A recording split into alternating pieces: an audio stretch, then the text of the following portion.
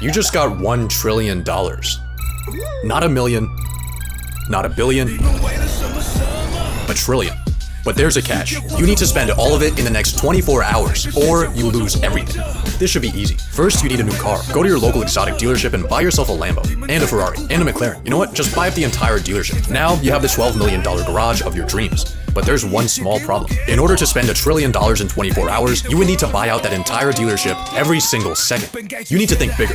Let's hire 100 people to track down the 100 most expensive yachts and buy them for us. And let's throw in $1 million bonus for each mercenary. That'll be around a $40 billion check, but let's also buy the biggest cruise ship of all time for $2 billion and fill it up to maximum capacity, paying for everyone's tickets and tossing in a Rolex too. Let's make use of this ship's basketball court by buying up every single NBA team and having them battle it out. Then let's get Snoop Dogg, Katy Perry, Justin Bieber, and Beyonce to perform for us before sending them off to the International Space Station on a SpaceX rocket that costs $55 million per passenger. Now that you're hanging with rich people, you need a status symbol. You could buy the world's most expensive art piece for $500 million, but why would you do that when you could just buy the entire Metropolitan Museum of Art for $100 billion and then we could go over to... Transaction failed. There's no way we're already out of money. Yeah, we still have $800 billion. The Metropolitan Museum is an educational institution whose assets are held for the public benefit and are not owned by you. You know what? Forget about the Met.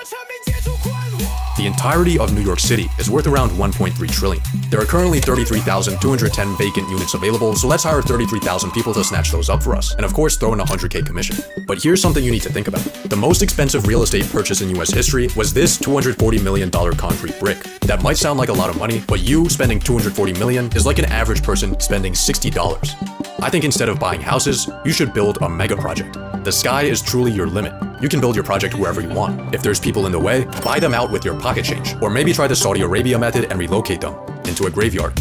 Actually, I think the Middle East is exactly where we need to go. So let's buy one Gulfstream G650 for each day of the year and fly across the world.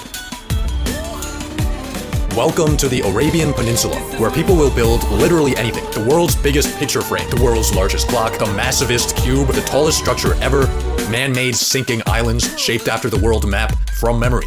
These are cool. Let's build an even bigger artificial island for $20 billion. Of course, we can't forget about labor cost, so for that, let's budget in $10. Then let's buy every single one of those mega projects I just showed you for a total donation of $101 billion, $292 million, and $10 to our Middle Eastern boys.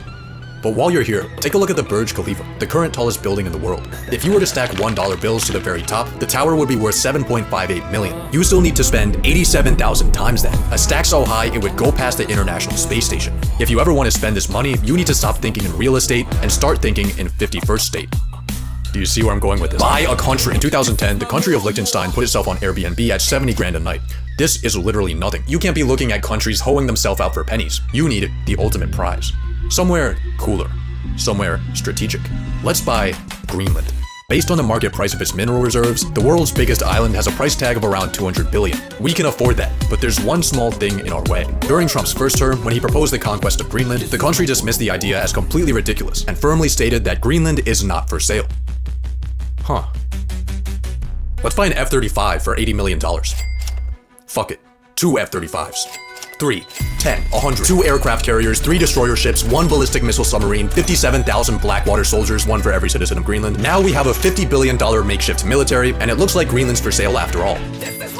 But by this point in your trillionaire spending spree, people are starting to take notice. Your exploits might not have hit TikTok yet, but rumblings are beginning behind closed governmental doors. Luckily for you, there's not much politicians can say once you own them. Buy a politician. We got Trump here for $1.5 billion, Kamala is almost $2 billion, but you do get a free Joe Biden. Let's buy up both of those and every sitting member of the Senate and House for a grand total of $7.2 billion for the entirety of American politics. This is a great deal, but there's a catch. Money influences politics, but it doesn't always decide it. I mean, look at the presidential race. Democrats outspent Republicans and still lost because $2 billion can't buy aura. More recently, Elon dropped millions of dollars campaigning for an election in Wisconsin, only to find out that shit no longer works when everyone hates you. Even BlackRock doesn't always get what they want. $1 trillion gives you access to almost everything, but culture and public perception are things that are not for sale. Just kidding. Let's buy every single media company. The Washington Post, Time Magazine, the New York Times, Comcast, Fox. Global ad spend for an entire year is around $1 trillion. That averages to $3 billion a day. So let's run 1 week straight of propaganda and we should be good. But if you're still getting heat, there's one final method you can use. A donation a day keeps the guillotine away. It's time for philanthropy. There are a lot of causes to choose from, but you should start off with the people most in need. The US government. America is currently $36 trillion broker than a homeless person. That number is increasing by $2 trillion a year. Luckily, we now have you. $220 billion honestly isn't going to do much, but it's definitely going to help. Assuming, of course, that the US government efficiently manages a $250 billion cash injection. You might be wondering how you're going to send the money. And the answer is pay.gov, an official website where you can make donations to the US government to reduce the public debt. So let's just enter in your $220 billion right here and... well, turns out the maximum amount the Treasury accepts is only $1 million.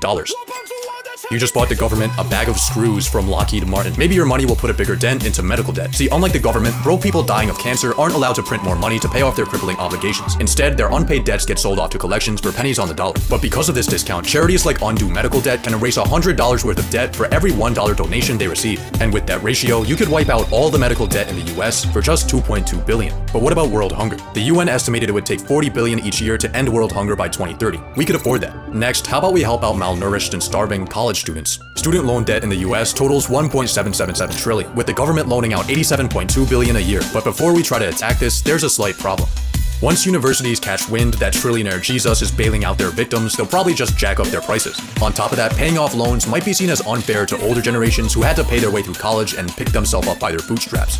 Turns out philanthropy isn't as easy as it seems. It's not easy. Building Amazon was not easy. Philanthropy is very similar. It's really hard. I agree with Jeff here. Let's just buy another $500 million yacht. That's enough philanthropy for today. You still have $60 billion left, and I think I know how to spend it. It might be semi-cheating, but hear me out. 37% of Americans can't afford an unexpected purchase over $400. Being a trillionaire, your passive income earns you $400 every 0.126 seconds.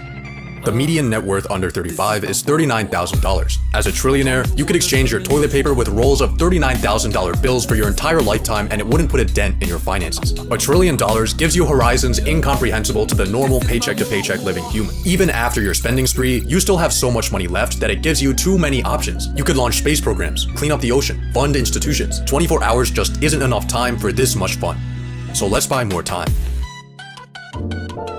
Make yourself a trust and safely store your money in it. Now, all of those humanity-shifting endeavors, you can sleep on them, on the world's most expensive bed. This is my world.